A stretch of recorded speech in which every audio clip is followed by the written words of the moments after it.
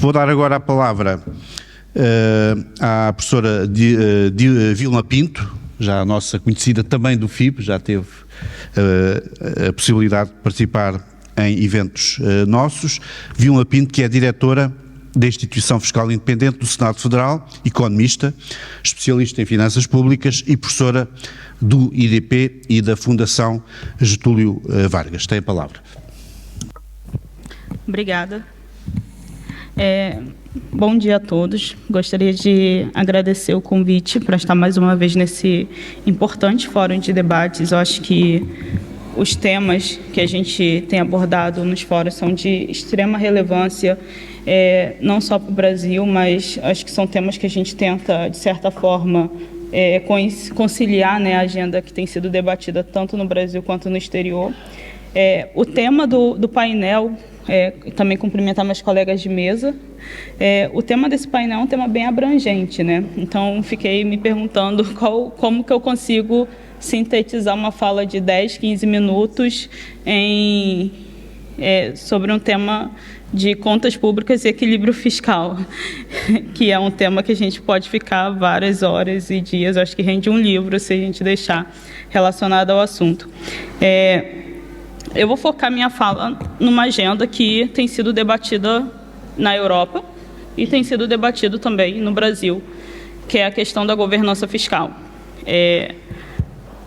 A gente não combinou, né, mas acho que o ministro Anastasia já falou muito de vários pontos que eu trouxe aqui. O desembargador Marcos também trouxe vários pontos aqui.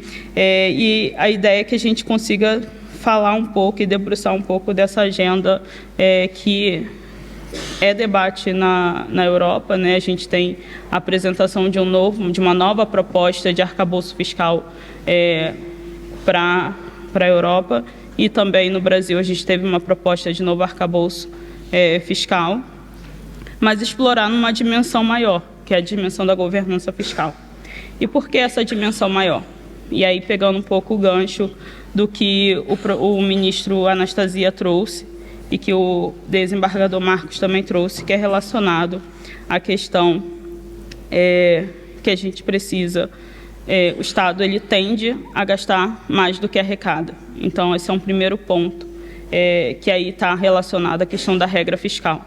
E por que isso está relacionado à questão da regra fiscal? Porque o objetivo final de uma regra fiscal é promover uma restrição duradoura à política fiscal, e é reduzir o viés procíclico e o viés deficitário da política fiscal.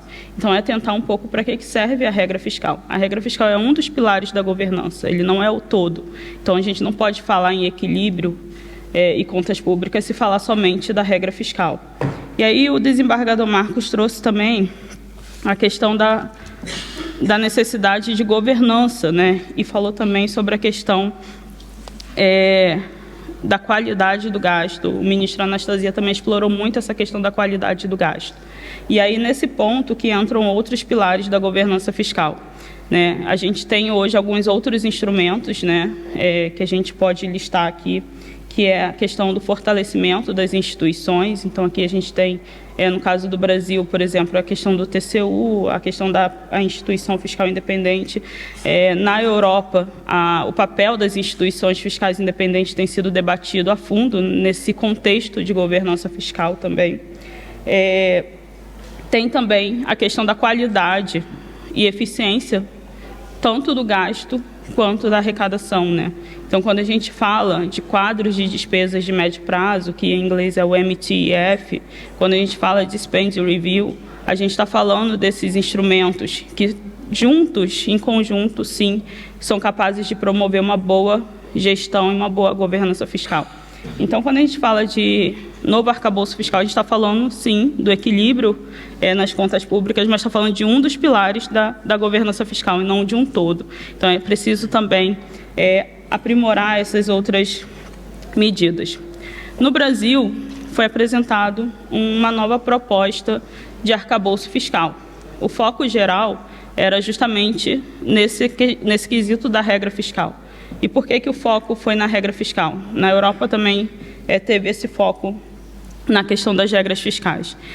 O objetivo principal era tentar trazer uma regra fiscal que fosse um pouco mais flexível em relação ao que a gente tinha antes, seja no contexto europeu, seja no contexto brasileiro, e muito em função se a gente pode considerar assim, dos reflexos, né, e das mudanças que essas regras tiveram no período pós-pandemia, né? Então, com o tempo, com as diversas alterações, essas regras acabaram perdendo um pouco da sua credibilidade, da sua eficácia, e houve a necessidade também de se redefinir algumas regras. A literatura internacional mostra um trade-off entre essas regras, né? A gente tem, se a gente pegar o quesito flexibilidade, né? Se a gente pegar o quesito flexibilidade, existe um trade-off entre credibilidade e flexibilidade, e existe um trade-off entre flexibilidade e simplicidade. Como que a gente consegue equilibrar essas questões? E aí isso está muito relacionado ao design, ao como que a gente desenha essa regra fiscal.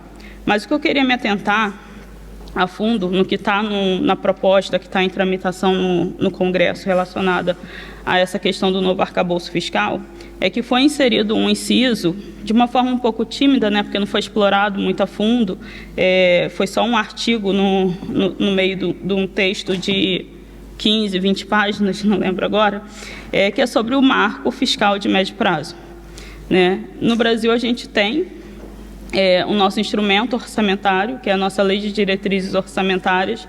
Lá a gente faz as nossas projeções, a gente tem a meta fixada para o ano seguinte e projeções para 2 anos à frente, mas a gente não tem um quadro de despesa de médio prazo nos moldes que a gente enxerga em vários países, por exemplo, países membros da OCDE, que é no formato dos quadros de despesa de médio prazo, que é o MTIF, em que a gente consiga projetar e trazer para a proposta orçamentária uma perspectiva de médio prazo.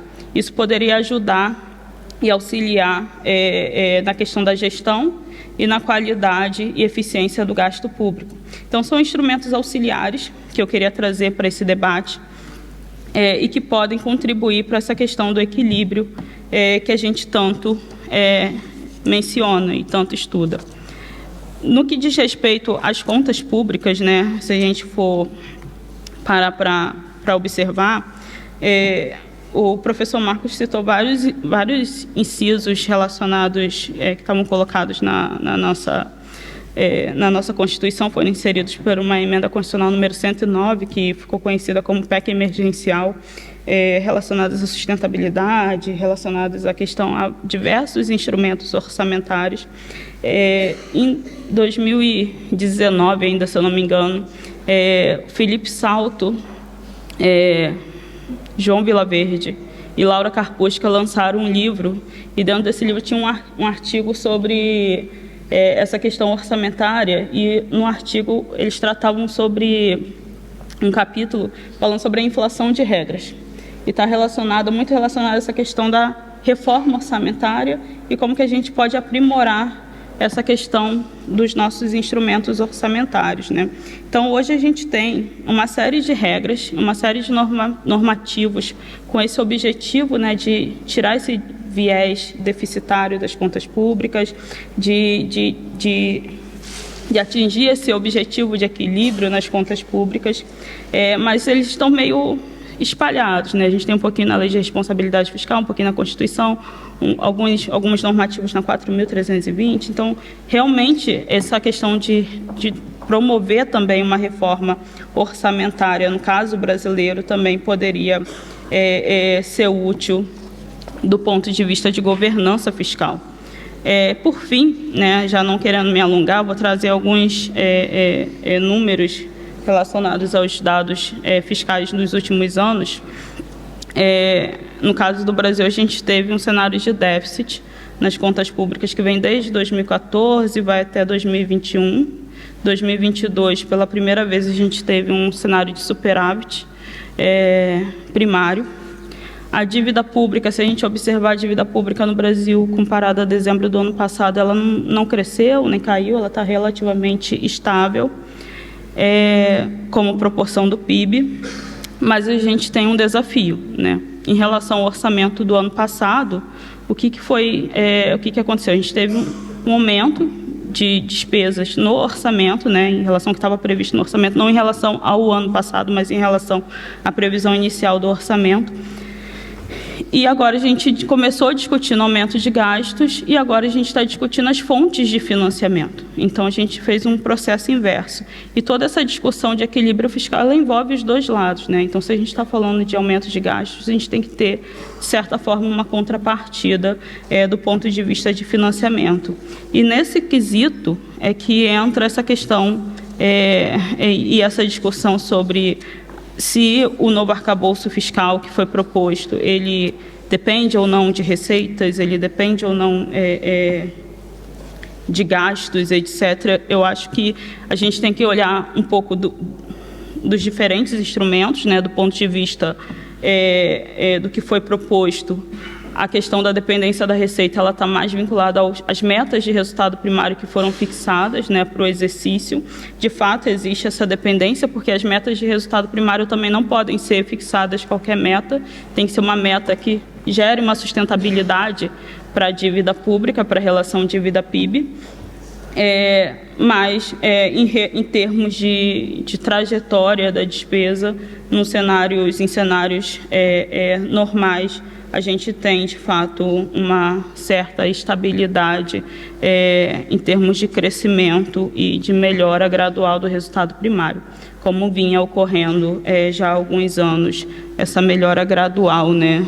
Mas ainda assim, se a gente observar em termos de primário necessário, primário requerido para estabilizar essa relação dívida-PIB, ainda precisaria ser um resultado um pouquinho maior. Isso é só alguns números para o caso brasileiro, mas eu acho que a gente precisa, mensagem final, é que a gente precisa focar muito na questão dos instrumentos de governança fiscal e como que a gente consegue aprimorar eles continuamente, né? A gente tem bons instrumentos, a gente tem